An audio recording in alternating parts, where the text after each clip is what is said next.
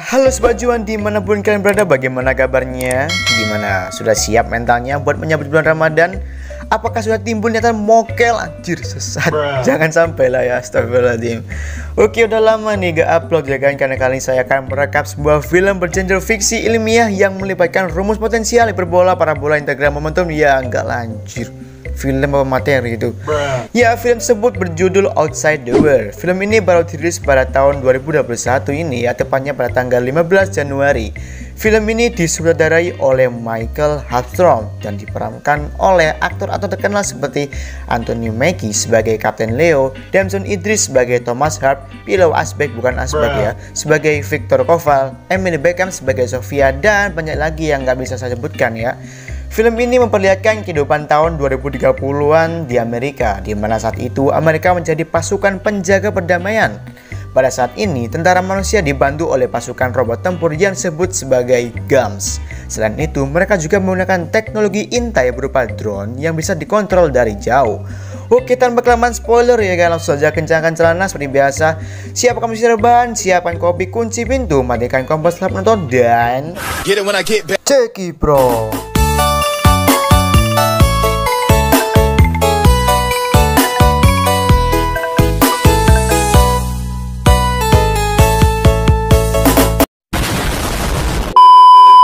Film bermula pada suatu peperangan yang dilatar belakangi oleh pertempuran yang pernah terjadi di Eropa, di mana di saat Amerika menjadi salah satu negara yang ditugaskan untuk menjaga perdamaian. Sebagai info saja, ada seseorang kriminal bernama Victor Koval, di mana ia tersangka menjadi cikal bakal atas pertempuran tersebut. Dan untuk membantu mengalahkan tentara Koval yang kini semakin berkembang, para tentara Amerika dibantu dengan pasukan robotik yang disebut dengan GUMS.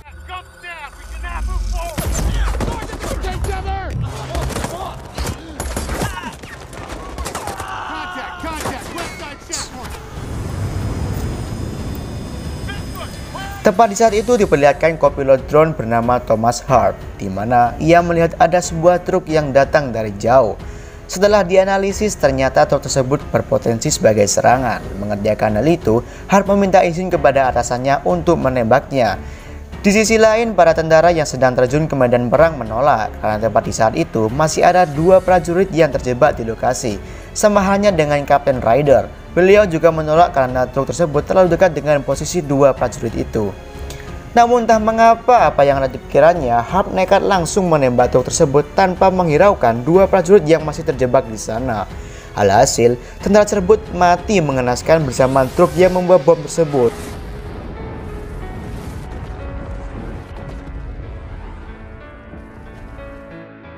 Bailey selaku rekan Harp merasa kecewa dan bingung bahwa ada apa dengan si Harp. Ternyata Harp belum terbiasa berada di zona darat tepat di saat konflik.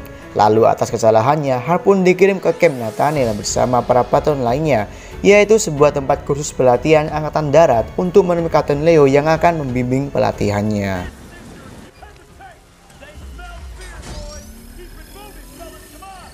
Saat di perjalanan, Harp sempat bertanya kepada Colonel Echard mengenai kediaman Kapten Leo. Di saat itu, Echard menceritakan tentang Kapten Leo bahwa ia tidak sama seperti mereka. Sontak Harp pun terkejut bahwa sejenis apakah Kapten Leo tersebut, apakah waria atau demit.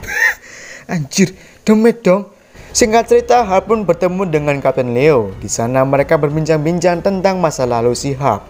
Tak lama kemudian, Kapten Leo pun mengajak Harp untuk mengantarkan vaksin yang akan diberikan ke sebuah klinik tepat 20 km dari markas, di mana di sana sedang terdapat wabah kolera, yaitu sebuah penyakit menular yang disebabkan oleh bakteri Vibrio cholera yang menyebabkan penyakit diare berat dan dehidrasi. Saat itu Kapten Leo menjelaskan tentang tugasnya, yaitu menyingkirkan senjata ilegal yang digunakan oleh para pemberontak serta memburu Victor Koval, yaitu seorang pemimpin Krasnia yang berniat akan meluncurkan nuklir di sana. Jadi di sini Krasnia ingin menjadikan Ukraina sebagai bagian dari Rusia, dan lawan mereka adalah para penentang misil yang dibentuk untuk membela kemerdekaan Ukraina dan Amerika, di sini sebagai penjaga perdamaian antara keduanya. Victor Koval, the terror of the Balkans. And nukes. Tepat di saat itu juga Kapten Leo pun mewujudkan wujud aslinya, dan ternyata Ia adalah robot yang dirancang khusus, memiliki pemikiran dan wujud layaknya manusia yang membuat Harp terkejut di tempat. What the fuck, Captain? Setelah itu, mereka pun pergi ke lokasi perang bersama para pasukan lainnya, dan ini adalah momen pertama kalinya Harp terjun ke zona perang secara langsung.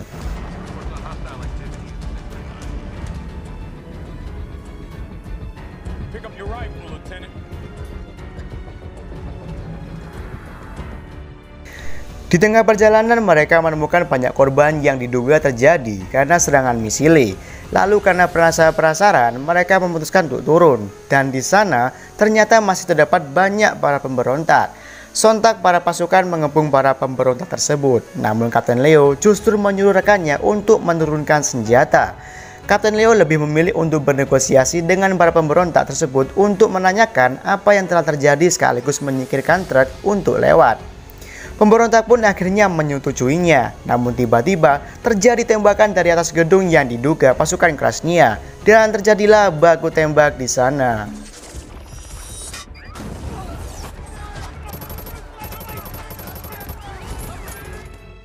Karena dirasa buang-buang waktu, Kapten Leo Harp pun memilih pergi untuk segera memberikan vaksin tersebut pada lokasi yang dituju. Singkat cerita, mereka pun akhirnya tiba di tempat lokasi tujuan, yaitu perkemahan Dams, di mana tempat tersebut adalah tempat perlindungan yang dikelola oleh para penentang. Mereka langsung menuju klinik yang ada di sana dan memberikan vaksin tersebut kepada dokter yang bertugas. Tepat di saat itu juga dari sisi jauh nampak penembak jitu sniper suruhan Viktor Koval yang ditugaskan untuk membunuh mereka berdua. Beruntung karena teringat SMS mantan, anjir mantan dong. Tembakannya pun meleset sehingga Kapten Leo tersebut berhasil menghindar dan menembak balik si sniper tepat di lehernya. Dari hal tersebut menunjukkan bahwa Viktor Koval sudah dekat dari camp tersebut, dan ternyata kedatangan Leo ke tempat itu hanyalah untuk mencari tahu informasi tentang keberadaan Viktor Koval. Setelah dari camp Dams, mereka melanjutkan perjalanan menuju ke panti asuhan milik Sofia. Ini orangnya yang tidak lain dan tidak bukan adalah teman dekat si Leo, untuk menanyakan tentang teknologi misil nuklir yang ia ketahui. Sofia pun mengatakan bahwa misil nuklir hanya bisa dioperasikan dengan serangkaian kode akses rahasia, dan kode akses rahasia tersebut sempat ditemukan oleh seorang agen FSK yang kemudian menyembunyikannya ke belakang brankas tepat di kota itu. Agen itu berpikir bahwa kode tersebut dapat dijual dengan harga yang sangat mahal dan Viktor Koval yang hanya dapat membelinya. Namun, untuk membuka perangkat tersebut, mereka harus membeli perangkat keras di daerah panti tersebut. Kemungkinan ia akan membeli senjata dari Kovarik Oslak, yaitu seorang pengkhianat di antara mereka. Nah, jadi dari hal itu dapat ditarik kesimpulan bahwa panti asuhan tersebut menjual senjata ilegal untuk membiayai anak-anak panti di sana. Setelah itu, Leo meminta Sofia untuk mengantarkannya ke tempat Ferik Oslak.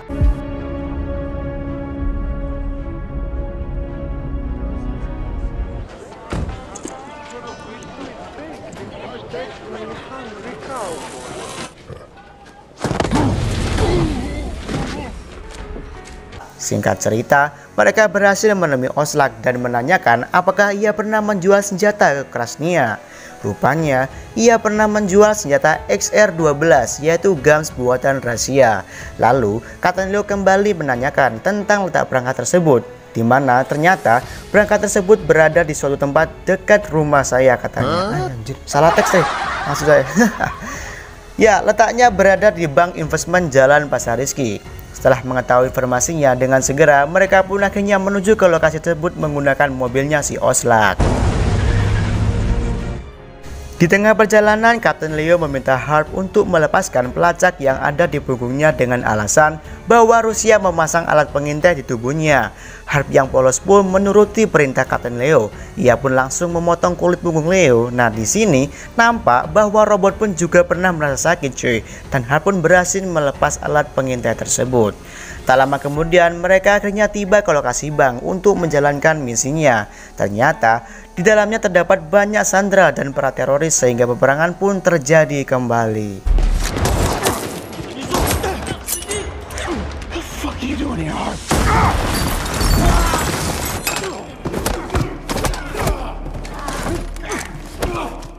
Di tengah peperangan tampak Gams XR-12 yang dibeli Krasnia. Namun beruntung Leo berhasil meledakkannya dengan SPG V2 miliknya.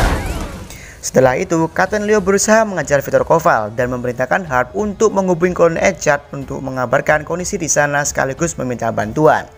Kemudian, Harp membawa sebagian sandranya keluar dari sana dan tepat di saat itu datanglah pasukan bantuan dan ternyata yang datang adalah pasukan Gams, coy. Di sisi lain, sebagian sandera sedang ditahan oleh para tentara Krasnia. Harp menyuruh para Gams untuk tidak menembak terlebih dahulu, namun namanya robot ya kan, tidak ada empati. Salah satu Gams menembaki para anggota tentara Krasnia sehingga baku tembak pun terjadi kembali di sana. Kemudian Harp mencoba menghubungi Kolonel Eccard kembali. Rupanya Eccard mengerahkan drone untuk menghancurkan tempat tersebut dan menyuruh Harp untuk segera pergi dari sana. Namun Harp menolak karena Kapten Leo masih ada di dalam sana. Kembali pada Kapten Leo, ternyata ia berhasil mendapatkan kode akses rahasianya.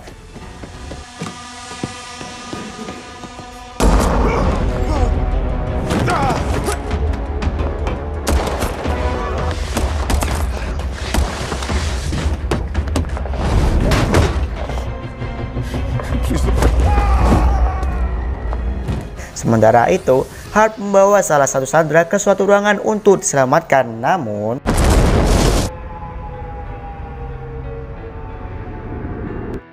untung saja mereka berdua berhasil selamat, begitu juga dengan Kapten Leo.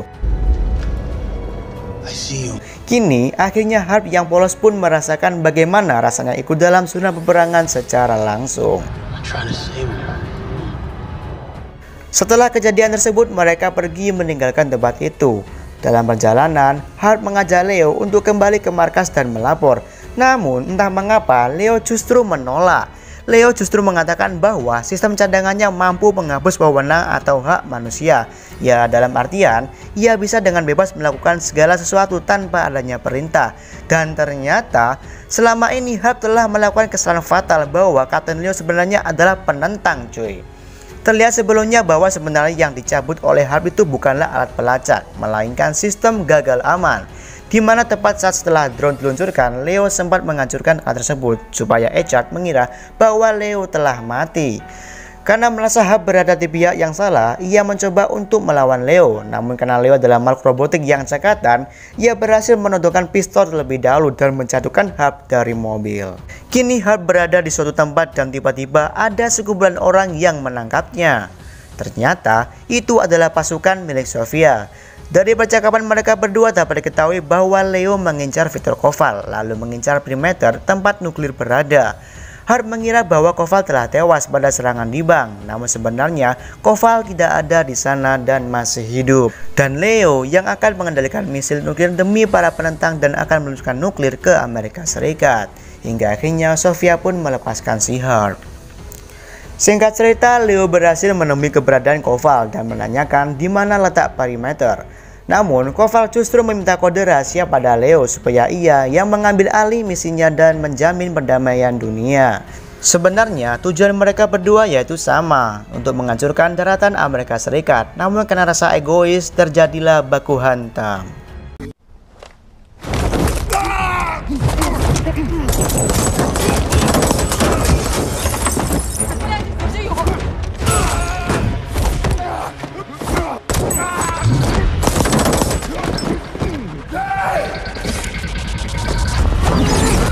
Ya tahu sendiri ya kan siapa yang menang, ya Leo dong pastinya. Dan kini ia tahu di mana letak perimeter nuklirnya. Di sisi lain, Harp kembali ke markas untuk menemui Kolonel Eccard. Ia mengatakan pada Eccard bahwa Leo masih hidup dan menghilang. Namun Eccard tetap mengira bahwa Leo telah musnah karena sinyal pelacaknya telah hilang. Harp kemudian menjelaskan bahwa tanpa sengaja ia telah mencabut sistem pelacak sinyal pada tubuh Leo. Dan kini Leo sedang mengincar perimeternya. Eyes on the ground. Perimeter's real, sir. And Leo's going after it. I thought Koval was going after it. Leo's playing the Krasni's and the Resistance against each other. Mengerti akan hal itu, mereka segera meminta bantuan pada Bail untuk melacak mobil Oslak yang digunakan oleh Leo menggunakan drone yang tersebar di seluruh perbatasan Rusia. Dan akhirnya mereka pun menemukannya. Kini Harp ingin menyelesaikan kesalahan yang telah dibuatnya sendiri. Ia dibekali sistem komunikasi dan senapan yang berisi peluru pembakar yang dimana peluru tersebut dapat menembus baja, sehingga kemungkinan besar Harp dapat mengalahkan Leo menggunakan senapan tersebut. Lalu tak lama kemudian Harp pun akhirnya berangkat menggunakan mobil dengan bantuan GPS ke lokasi.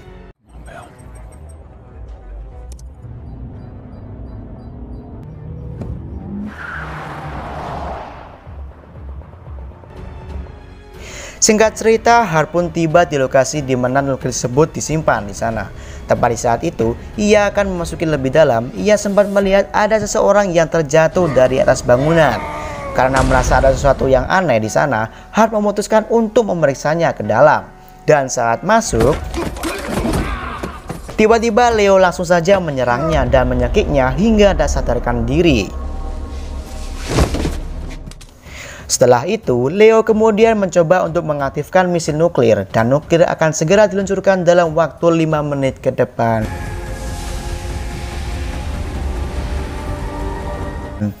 Beruntung, di saat itu Harp berhasil sadar dan melihat misil nuklir yang telah diaktifkan.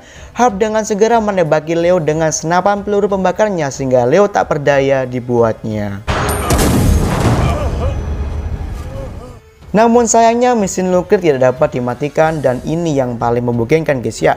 Bahwa tujuan Leo yang sebenarnya adalah menghancurkan dirinya sendiri, penciptanya, serta Amerika Serikat. Karena mereka harus mengerti bahwa perang ini harus segera diakhiri. Dan apa yang terjadi? Di sini Leo adalah simbol dari perang tiada akhirnya coy. Bisa ya.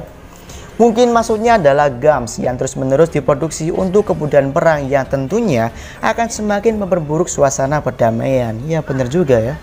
Kemudian Harp mencoba menghubungi HR untuk memastikan keberadaan Leo dan drone pun siap diluncurkan untuk menghancurkan misil nuklir sebelum diluncurkan. Harp mencoba berlari sekuat tenaga untuk pergi dari sana sementara Leo masih tertinggal bersama nuklirnya.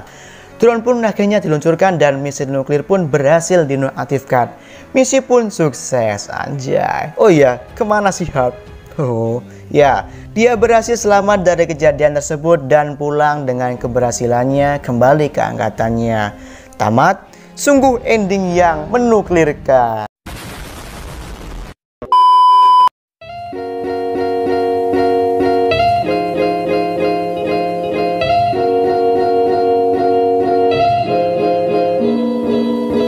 Oke cuy, mungkin itu cerita dari Outside the World. Gimana? Tertarik, suka, atau masih penasaran? Ya kalian bisa lihat sendiri ya filmnya. Untuk menurut saya film ini cukup sedikit menginspirasi ya, bahwa jangan terlalu percaya kepada orang lain karena sahabat saja itu bisa menjadi lawan, apalagi orang yang nggak kita kenal. So, jadi film ini menceritakan tentang bagaimana kondisi serta teknologi perang beberapa tahun mendatang, khususnya di Amerika dan Rusia. Baik, terima kasih buat yang sudah nonton. Jika suka kalian bisa subscribe aja ya. Saya Juan di tempat mengucapkan terima kasih dan sampai jumpa di video yang selanjutnya. Goodbye.